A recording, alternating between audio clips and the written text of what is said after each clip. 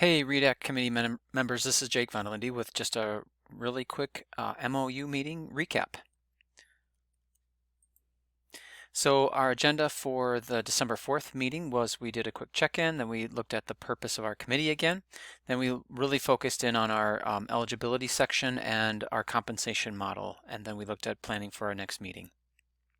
We shared a little bit about ourselves and our weekend that we had over the long weekend.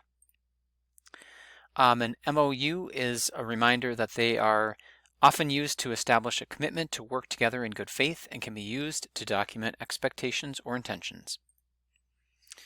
The purpose of our committee again is to develop that MOU for READ Act funding, and that describes all the different areas that are listed on here.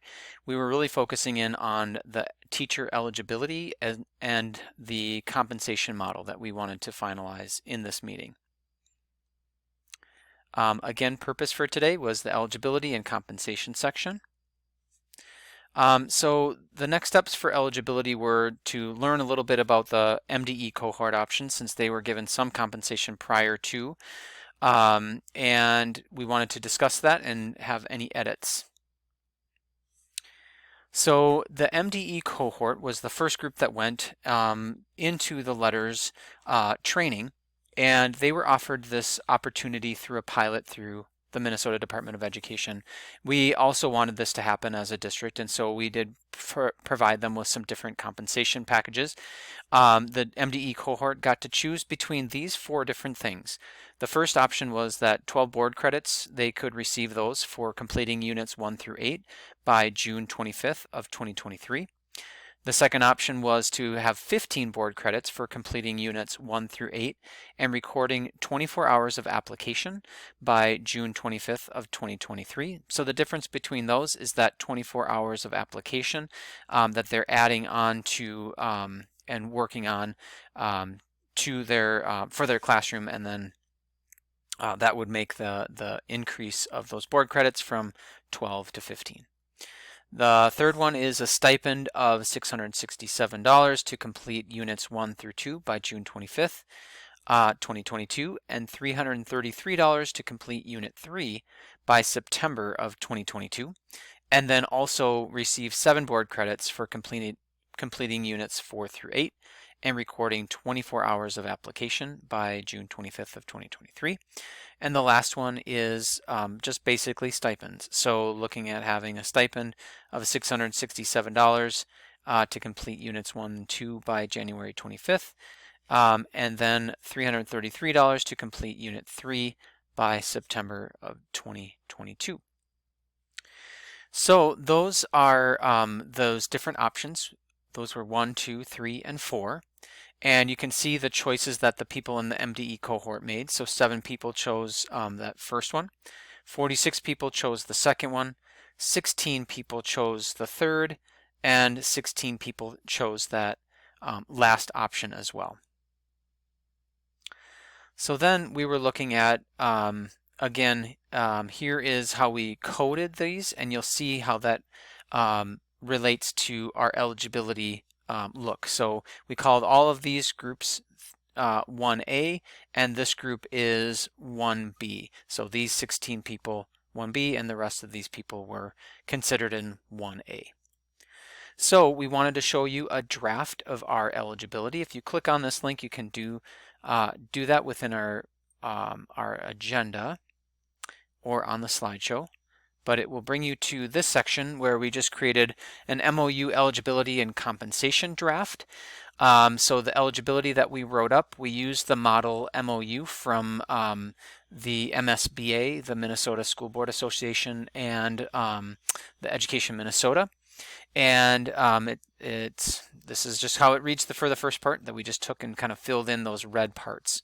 So the union and district will establish a list of teachers who must hold a license issued by PELSB and be employed by the district between July 1st of 2021, which was including those first folks that went through MDE cohort, and June 30th of 2025, which is when our current contract will be ending, and have completed letters units 1 through 4 and or letters 5 through 8, or carry all modules 1 through 8, as required by the district to complete approved training described under the READ Act. This MOU will expire June 30th, 2025 and be reviewed by both parties in the following contract, 2025 through 2027. Now, we did have feedback from our group that we'll take out that language for the eligibility part, but include that in the overall MOU. So just so you know, that part is going to be moved. So this is how we broke it down. We looked at the different cohorts, and those are up on the left here. So this is the 1A letters MDE cohort. This is that 1B letters MDE cohort. And so those were, again, there's 3 different groups that were a part of that 1A, and these were the rest of that group, that 1B. Those teachers were only compensated through the units 1 through 4, and they were not compensated through units 5 through 8. And then we're looking at our letters group that started in 2022, the carry-all group from 2024. And so we also discussed what the units, the areas that were covered. So units 1 through 8 were for that letters MDE mod group. For units 5 through 8, you can see that that was where the letters MDE, the 1B group, still needed to complete those. And then the letters group for units 1 through 4 and 5 through 8. And then for the module 1 through 8. So just a reminder that letters is a 2-year commitment and professional development. Some people are taking that as a 3rd year that got extensions that started in that letters 2022 cohort. For that carry-all cohort, it's really just a 1 year. And so that's why this is split into 2 and this is 1. So the funding that we said would, we said that in the letters 1A group, that letters MDE 1A group, they would not get compensation because teachers in this group were provided with either 12 board credits, 15 board credits, or a payment plus some board credits. So we were not including them in the compensation. What we did say is that the people who finish units 5 through 8, the group that finished 1 through 4, and then also finished 5 through 8, as well as the carry-all group, would get an estimated number based on what we figure out is kind of that right number to have. But all of those groups would have the same amount that they would provide a stipend. So for letters 1 through 4 and 5 through 8 would be the same stipend as going through all the modules in carry. We also used to estimate the time, we used the model MOU, and it said it's about 138 hours total to go through letters 1 through 8.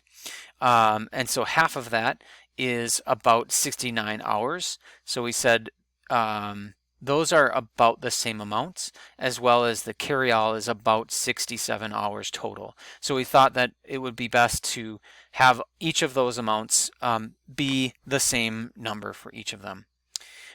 We didn't touch the letters group that will be starting in the future, or carry-all groups that will be starting in the future, because those will go on future MOU discussions. Some of the questions that we did bring to the committee is July 1st, 2021, the right date to begin, and we did agree that that could be that time.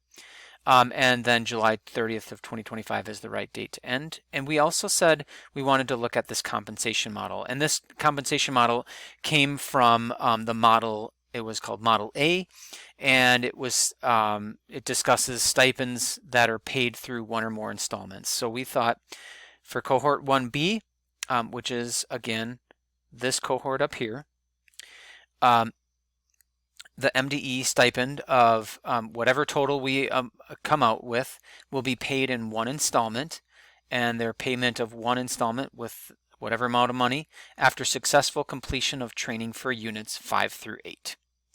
For cohort 2, the letters 2022 cohort, they would receive a stipend of whatever that amount we come up with, and it would be paid out in 2 installments. So the payment of installment 1 would be after the completion of units 1 through 4, and then a second payment would be would come out after the completion of the full training. So all units then 5 through 8. So 2 different times when they would receive a stipend.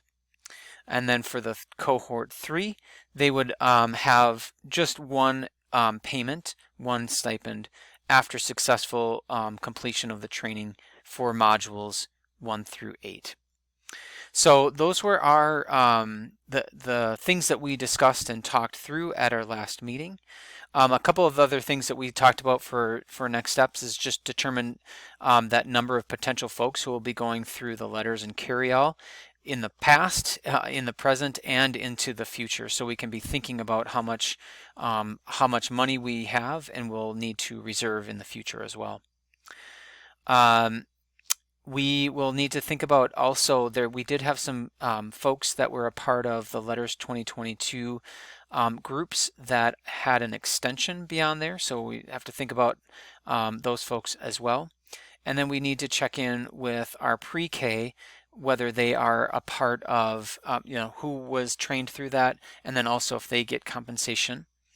And then we need to check in with Laura Freer, who is the principal at FOS, as well as the Minnesota Department of Education, about alternative funding and who needs to go to the training for carry-all.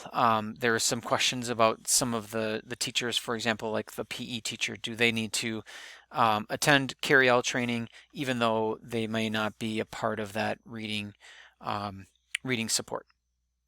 So that was the information that we discussed as a major portion of our meeting. And we'll have to talk about the compensation. So what will that look like? We need to know the number of people and have that as, divided by the number of, or the money that we will get as well from MDE. So the next part, we didn't necessarily jump into some of the different model MOUs. Again, we said we would recommend option A. If you want to look at that, you can certainly do that on your own time of the different model MOU section.